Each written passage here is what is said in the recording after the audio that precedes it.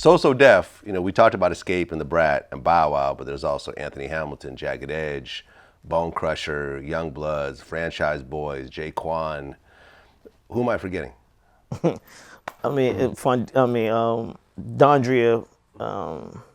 Trina. It's a bunch of artists. Trina? Trina Was So Def? Not the rapper Trina. Oh, different Trina. Trina Broussard. Okay. A female singer.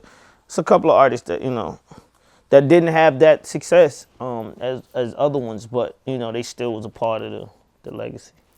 I mean, you were continuously going just decade after decade with multi-platinum situations. And I think the kind of the most important is what you mentioned is that you were creating new artists along the way. You know, it's easy to produce Michael Jackson and have a platinum album when he's already Michael Jackson. It's another thing to take the Brat or a Bow Wow and suddenly turn them into a household name. You know, as things were building up, was it essentially just the same process? You were just repeating the same process, or was it evolving over time? Nah, I mean, because every artist is different. You know what I mean? Bow Wow took us into a different lane as far as a demo. But I had already saw that demo 10 years before Bow Wow came with Kross. So it wasn't foreign to me. It was foreign to people that work at the company. If you was like, you know, I was saying this yesterday in the interview I did yesterday about the tour. What's crazy about the tours to me is that the artists come from different spaces. And Brat came out in 94, 93, 94, something like that. Escape came out in 93. Bow Wow came out in 2001. The gap between the fan base is a little weird as far as putting everybody on the tour together. And that was kind of like the hard decision about, you know, figuring out how we was going to do this tour because the gap between the fan base is so much different. And, you know, when Bow Wow was younger, I couldn't do shows with him and Brat because Brat language is, you know, Brat says what the fuck she want to say. And, you know, Bow Wow's crowd was, you know, a bunch of little young kids. So it couldn't have that. You couldn't have those two together. So it wasn't like I was selling these artists based on the backs of somebody else that was already successful. They all had to come off of their own stuff. You know, how did it feel, you know, like with Kross, they came out multi-platinum.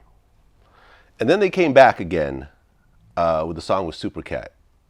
Nah, that's the same album. Oh, what you talking about?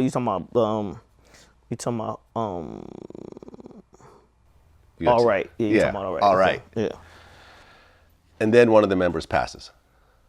No. Not right after, but years later. Yeah, years later. He passes at a relatively young age. Was it 30-something? Yeah, I think so. Did you see that coming at all? Were you guys still in contact? No, I didn't. I mean, I didn't see that coming. We was in. I mean, we had just did the 20th anniversary, so it was like, we had just started, you know, having much more dialogue about them going on tour and doing other things after the 20th anniversary. Yeah, I mean, it was a tragedy. Yeah, 100%. It was a tragedy. And then Brat got into her own set of problems later on, the hitting of the girl with the bottle. Yeah. I guess she just filed bankruptcy or something like that to try to deal with that whole situation. She went to prison? Yeah, she had to go to prison. Okay. Yeah. Were you in the lives of any of these artists as they're going through all this? Yeah, I mean, my decision with Brat when she went to jail was that I didn't want to see her in jail. You know what I mean? Brat was like, you know, still is like, you know, my little sister, and that's not a position that I wanted to see her in. And it was like the first time in my career, in my life, dealing with artists and taking care of people and doing everything that I've been able to do, that I couldn't do that for somebody. Like, it didn't matter how much money I had. It didn't matter who I called. Yeah, she was going to jail. It wasn't shit that I could do about it, and it put me in a real fucked up space. You know what I mean? Because I hadn't been put in a position where I can't do something for her. I can't do anything. Like, you could get the best lawyer, it didn't even matter. It was still a situation that you can't fight. So I was just like really fucked up in the head by that part of it. Yeah, I mean, you hit a girl in the face with a bottle and permanently scar her. You're not just going to walk away from that. It just is what it is. Yeah.